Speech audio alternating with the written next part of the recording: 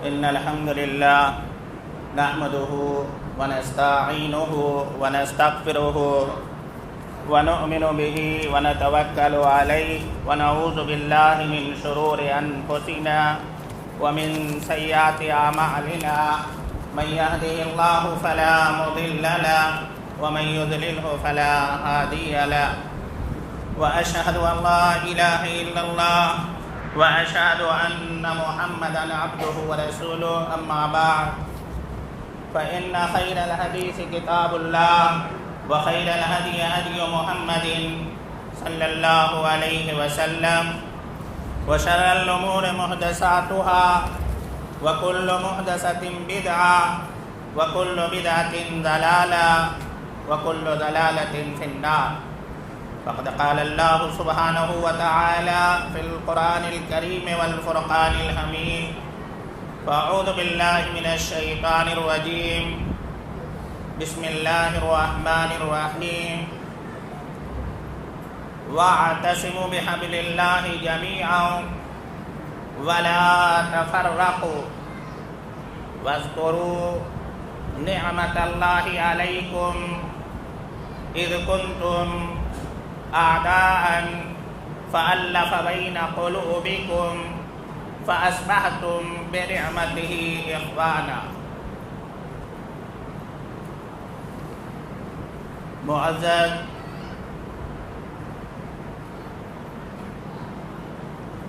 امیر محترم صوبائی جمعیت اہل حدیث آندھرا پردیش و ناظم اعلیٰ حافظ عبدالغنی صاحب آندھرا پردیش اور خازن عبدالعزیز صاحب عرف نوشاد بھائی آندھرا پردیش صوبائی جمعیت اور دیگر علماء کرام اور تمام حاضرین مجلس،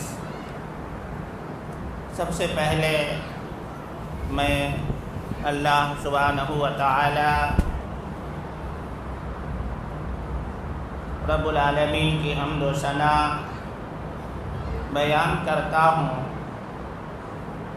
جو اکیلا اور تنہا ساری کائنات عالم کا خالق و مالک، رچانے اور بسانے والا ہے۔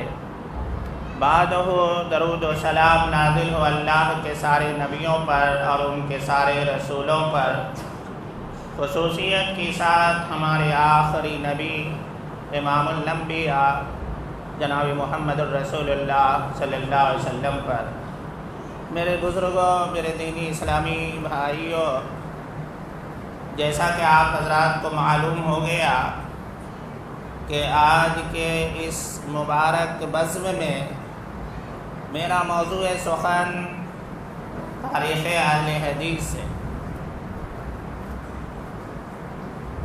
میں آپ تمام بھائیوں سے اور خصوصاً اپنے نوجوان دوستوں سے یہ گزارش کروں گا کہ تھوڑی دیر کے لیے آپ حضرات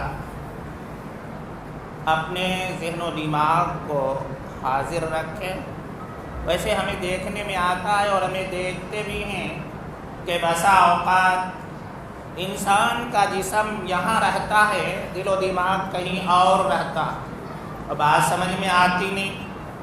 اس لیے میں یہ چاہتا ہوں کہ آپ کا جسم یہاں ہے تو دل و دماغ کو بھی یہیں رکھیے اور انشاءاللہ بات سمجھنے کی کوشش کیجیے۔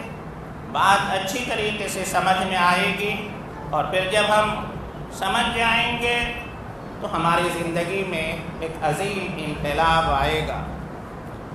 آج جب مجھے یہ کہا جاتا ہے کہ آپ اہل حدیث کا تعارف کراؤ یا تاریخ اہل حدیث پیش کرو، تو میں یہ کہا کرتا ہوں کہ اہل حدیث کو ساری دنیا جانتی۔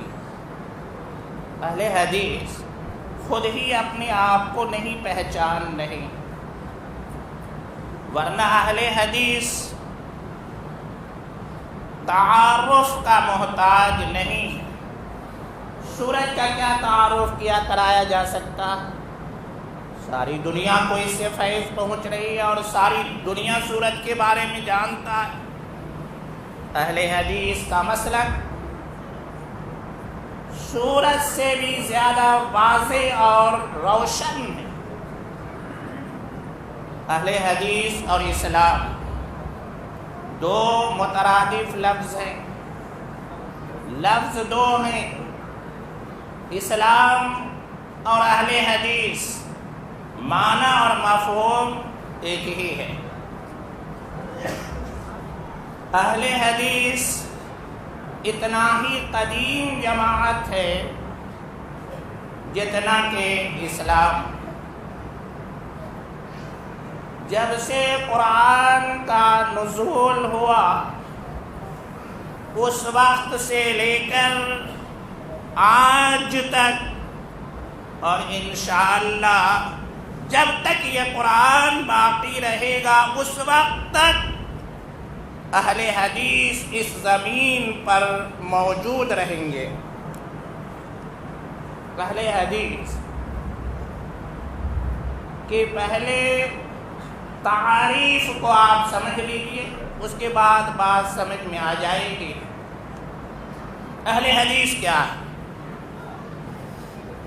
اہل حدیث ہم سب اچھی طریقے سے جانتے ہیں، دو لفظوں سے مرکب، دو لفظوں سے اہل حدیث بنا۔ ایک لفظ اہل ہے اور دوسرا لفظ اہل حدیث ہے۔ اہل کے معنی واضح ہے، اہل کے معنی صاحب، والا۔ حدیث کلام اللہ کو بھی کہا جاتا، کلام الرسول کو بھی کہا جاتا۔ اب کلام الرسول میں تھوڑی سی چیز یہ ہے کہ حدیث اسے کہیں گے جو نبی کی بات، نبی کے قول، فعل اور تقریر کو حدیث کہا جاتا ہے۔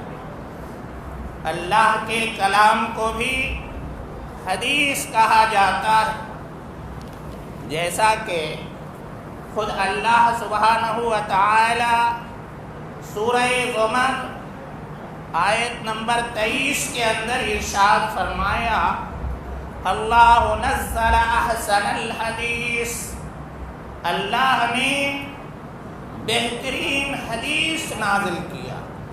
یہاں حدیث سے مراد قرآن مجید ہے۔ اور سورہ نساء آیت نمبر 80 میں ارشاد فرمایا، وَمَنْ أَصْدَقُ مِنَ اللَّهِ حَدِيثًا، اللہ سے زیادہ سچی بات کن کی ہو سکتی ہے؟ اور سورہ کہف آیت نمبر 6 کے اندر اللہ سبحانہ و تعالی ارشاد فرمایا، فَلَعَلَّكَ بَاخِعٌ نَفْسَكَ عَلَىٰ آثَارِهِمْ إِن لَّمْ يُؤْمِنُوا بِهَٰذَا الْحَدِيثِ أَسَفًا۔ پیارے نبی جناب محمد رسول اللہ صلی اللہ علیہ وسلم کی یہ خواہش تھی، یہ چاہت تھی کہ مکہ والے سارے کے سارے اسلام لے آئیں، اور اس کے لیے آپ بڑی محنت کرتے تھے۔ تو اللہ نے کہا کہ اگر یہ مکہ والے ایمان نہیں لائیں گے اس حدیث پر تو کیا آپ اپنے آپ کو ہلاک کر دو گے؟ یہاں بھی حدیث قرآن کو کہا گیا۔ اور سورہ مرسلات آیت نمبر 50 کے اندر اللہ سبحانہ و تعالی ارشاد فرمایا، فَبِأَيِّ حَدِيثٍ بَعْدَهُ يُؤْمِنُونَ۔ اب اس حدیث کے بعد وہ کس چیز پر ایمان لائیں گے؟ ان تمام آیتوں میں اس کے علاوہ بھی اور آیتیں 14 آیتوں میں اللہ نے لفظ حدیث قرآن کے لیے استعمال کیا۔ تو حدیث کا لفظ کلام اللہ کے لیے بھی ہے اور کلام الرسول کے لیے بھی ہے۔ سورہ تحریم آیت نمبر 3 کے اندر اللہ سبحانہ و تعالی ارشاد فرمایا وَإِذْ أَسَرَّ النَّبِيُّ إِلَىٰ بَعْضِ أَزْوَاجِهِ حَدِيثًا کہ نبی نے اپنی بعض بیویوں میں سے کسی بیوی کو ایک بات کہی، نبی کی بات کو اللہ حدیث کہتا ہے۔ حضرت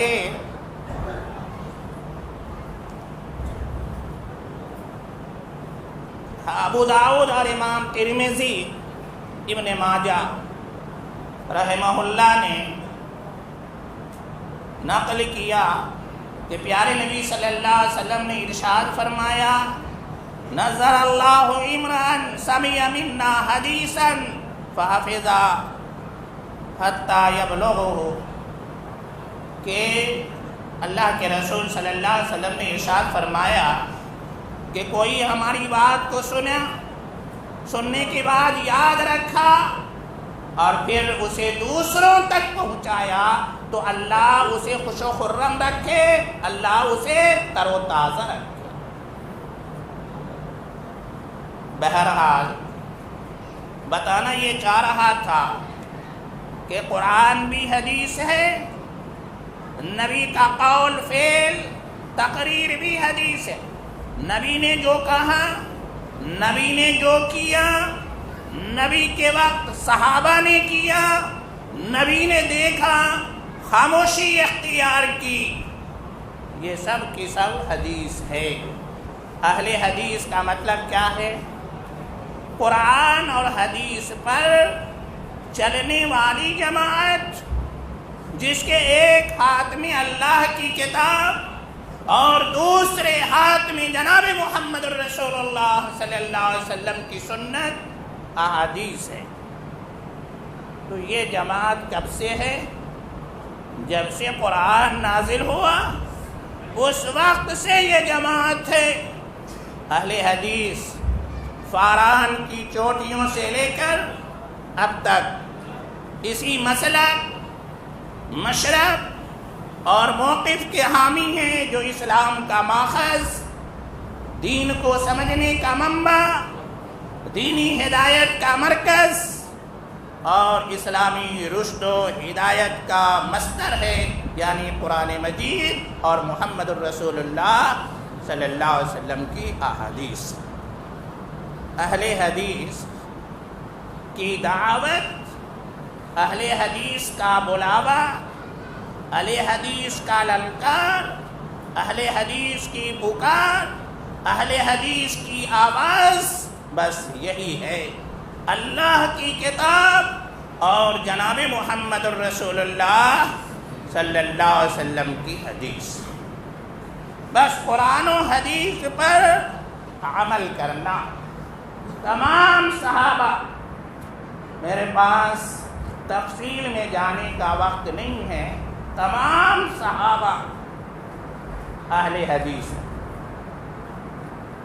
چونکہ سارے صحابہ قرآن اور حدیث پر ہی عمل کرنے والے تھے، خصوصاً ابو ہریرہ رضی اللہ تعالی عنہ جو حافظ الحدیث میں، جو سب سے زیادہ حدیث روایت کرنے والے ہیں، آپ کو اہل حدیث کہا گیا۔ دیکھیے الاصابہ فی تمیل الصحابہ، امام حافظ ابن حجر رحمہ اللہ نے ایک کتاب لکھی ہے جس میں صحابہ اور تابعین، تبع تابعین کے حالات زندگی کو جمع کیا ہے۔ اس کتاب کے اندر صفحہ 204 پر حضرت ابو ہریرہ رضی اللہ تعالیٰ عنہ کو اہل حدیث کہا، اور اسی طریقے سے حضرت عبداللہ ابن عباس، وہ عبداللہ ابن عباس رضی اللہ تعالی عنہما کہ نبی نے جس کے لیے دعا فرمائی کہ اے اللہ اس بچے کو قرآن کی فہم اور سمجھ عطا فرما دے، حضرت عبداللہ ابن عباس رضی اللہ تعالی عنہما کو اہل حدیث کہا گیا. دیکھیے خطیب بغدادی کی کتاب. اور اسی طرح حضرت ابو سعید خدری رضی اللہ تعالی عنہ جب نوجوانوں کو دیکھتے جو حدیث سیکھنے کے لیے آتے اور حدیث پڑھنے کے لیے آتے تو حضرت ابو سعید خدری رضی اللہ تعالی عنہ کہا کرتے انکم خلوفنا واہل الحدیث بعدنا، کہ تم لوگ ہی میرے بعد اہل حدیث ہو اور ان لوگوں کو مجلس میں آنے کے لیے جگہ دو اور مجلس کو کشادہ کر دو کا. تو حضرت ابو سعید خدری رضی اللہ تعالی عنہ نے اہل حدیث کہا اپنے شاگردوں کو کہ میرے بعد یہی اہل حدیث ہیں. وہ خود اہل حدیث تھے جب نہ اپنے شاگردوں کو اہل حدیث کہا. اور اسی طریقے سے سفیان بن عیینہ تابعین میں سے حکماء نے انہیں اہل حدیث میں شمار کیا ہے. اور اہل حدیث ہی میں نے آئیے میں آپ کو بتاؤں، امام ابو حنیفہ رحمہ اللہ سن 80 میں پیدا ہوئے، سب سے بڑے عمر کے امام میں یہ بھی اہل حدیث ہی. انہوں نے کہا اذا صح الحدیث فهو مذہبی، جو صحیح حدیث ہے وہی میرا مذہب ہے. اور سفیان بن عیینہ کا بھی نام آیا. حضرت سفیان بن عیینہ کہتے ہیں کہ سب سے پہلے مجھے امام ابو حنیفہ نے اہل حدیث بنایا. گویا ابو حنیفہ رحمہ اللہ اہل حدیث تھے اور لوگوں کو اہل حدیث ہی بنایا کرتے تھے. اور یہ بھی تاریخ بغداد کے اندر امام خطیب بغدادی رحمہ اللہ نے لکھا. اس کے بعد امام مالک بن انس رحمہ اللہ یہ مسجد نبوی میں اس مقام پہ بیٹھ کر درس حدیث دیا کرتے تھے جس مقام اور جگہ کے تعلق سے پیارے نبی جناب محمد الرسول اللہ صلی اللہ علیہ وسلم نے ارشاد فرمایا اور روضۃ من ریاض الجنہ، میرے منبر اور میرا قبر کے درمیان کا جو حصہ ہے وہ جنت کا ایک ٹکڑا. امام مالک رحمہ اللہ کو امام دار الہجرہ کہا گیا اور یہ مسجد نبوی کے امام تھے. امام مالک رحمہ اللہ نے سب سے پہلے حدیث میں موطا امام مالک نام کی کتاب لکھی. امام مالک رحمہ اللہ یہ اہل حدیث تھے. یہ بارہا کہا کرتے تھے دنیا میں جن کی بھی بات ہو وہ قبول بھی کی جا سکتی ہے اور رد بھی کی جا سکتی ہے سوائے اس قبر والے کے. جناب محمد الرسول اللہ صلی اللہ علیہ وسلم کی بات ہی ایسی بات ہے جو رد نہیں کی جا سکتی. باقی دنیا میں کسی کی بھی بات لی جا سکتی ہے اور چھوڑی بھی جا سکتی ہے.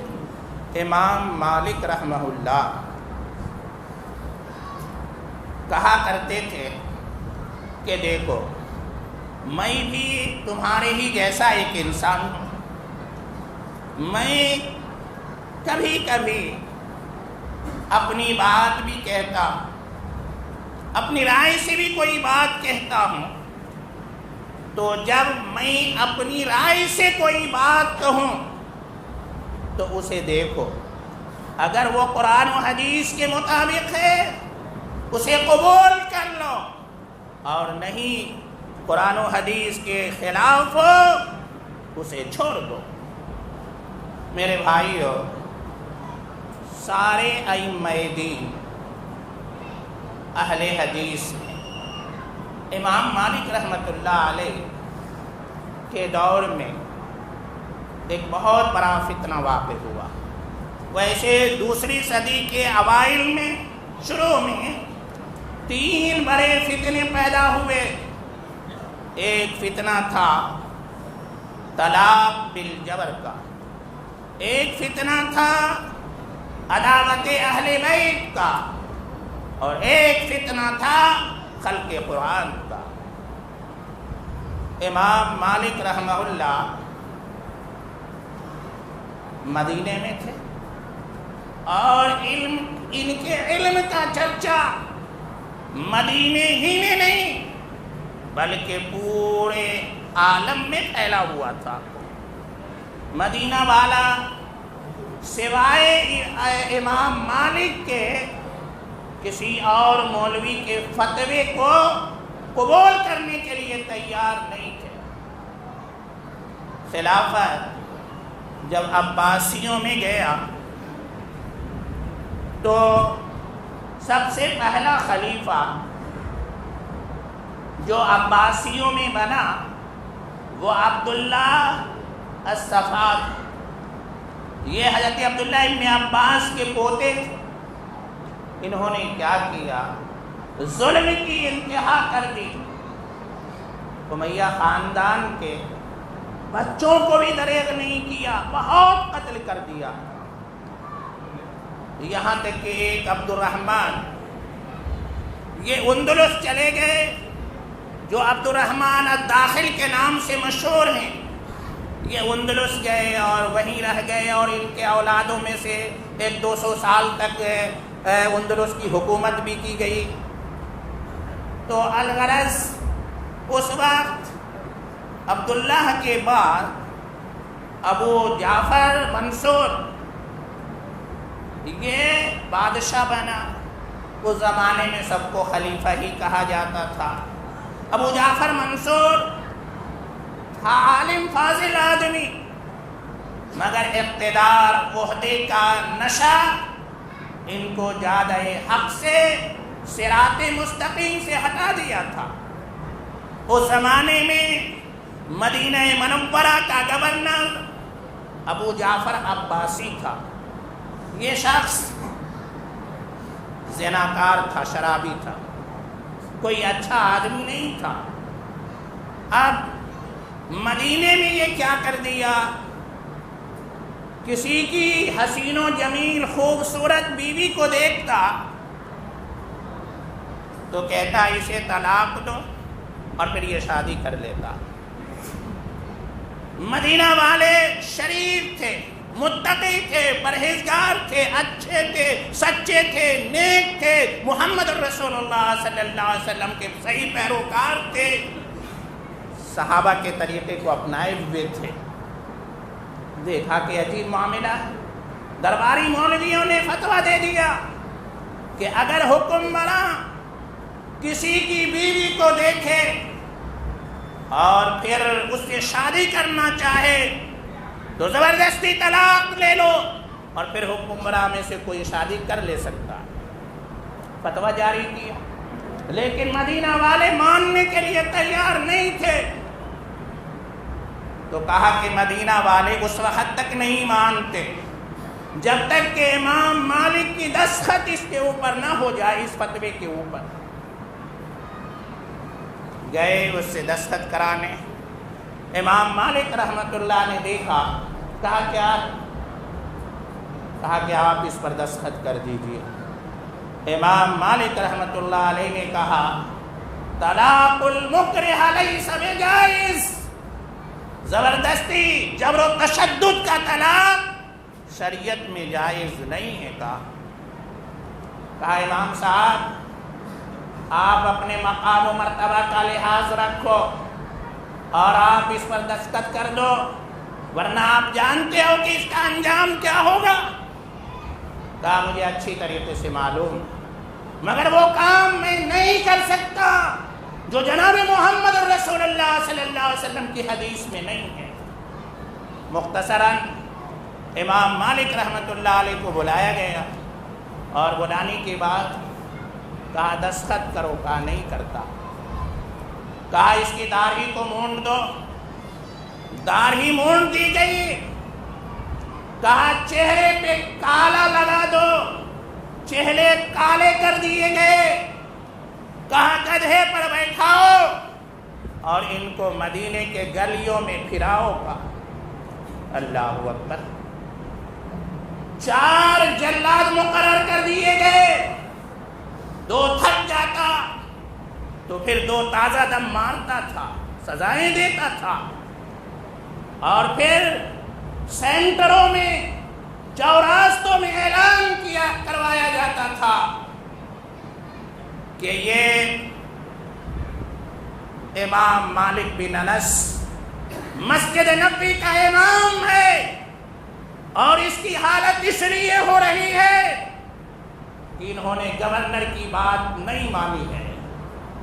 امام مالک رحمۃ اللہ علیہ کہتے تھے کہ اب تمہارا اعلان ہو گیا، میرا اعلان سنو۔ اور وہ یہ کہتے تھے کہ اے لوگوں، من عرفنی فقد عرفنی ومن لم یعرف، جو مجھے جانتا ہے وہ مجھے جان لے اچھی طریقے سے، اور جو مجھے نہیں جانتا ہے وہ مجھے سمجھ لے۔ میرے ان 2 ٹوٹے ہوئے ہاتھوں کو، اور میرے سیاہ چہرے کو، اور میری اس مار پیٹ کو کی وجہ کر جو نہیں پہچانتا ہے وہ مجھے پہچان لے کہ میں مالک بن انس ہوں، میں مسجد نبوی کا امام ہوں۔ میں یہ اعلان کرتا ہوں، طلاق المکرہ لیس بجائز، زبردستی کی طلاق جائز نہیں ہے شریعت میں۔ یہ تھے اہل حدیث کے وہ ثبوت جنہوں نے اتنی مار کھائی، ذلت وقتی طور پر برداشت کیا، مگر پیارے نبی جناب محمد رسول اللہ صلی اللہ علیہ وسلم کے حکم کے خلاف نہ ہونے دیا۔ اور یہ کہا کرتے تھے کہ دنیا میں سب کی بات ماننے کے قابل ہے، چھوڑنے کی قابل بھی ہے، سوائے اس قبر والے کی جناب محمد رسول اللہ صلی اللہ علیہ وسلم۔ تو امام مالک بھی اہل حدیث ہی تھے، امام شافعی رحمہ اللہ یہ بھی اہل حدیث تھے، اور ان کا بھی عمل قرآن و حدیث پر تھا۔ آپ دیکھیے تاریخ بغداد، شرف اصحاب الحدیث، امام شافعی رحمہ اللہ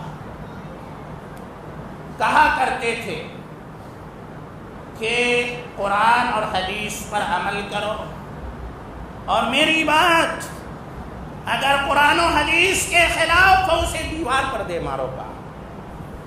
کہا وہ قابل قبول نہیں، وہ قابل امن نہیں۔ تہذیب نبوی کے اندر لکھا گیا کہ آپ نے علم حدیث کو پھیلایا اور مذہب اہل حدیث دنیا میں قائم کیا۔ کون؟ امام شافعی رحمہ اللہ۔ امام شافعی رحمہ اللہ کے زمانے میں عداوت اہل بیت کا مسئلہ آ گیا کہ پیارے نبی جناب محمد رسول اللہ صلی اللہ علیہ وسلم کے اہل بیت کے ساتھ گستاخیاں کی گئی۔ وقت نہیں ہے، کئی جماعتیں پیدا، ایک نے تو فرش سے عرش تک پہنچا دیا،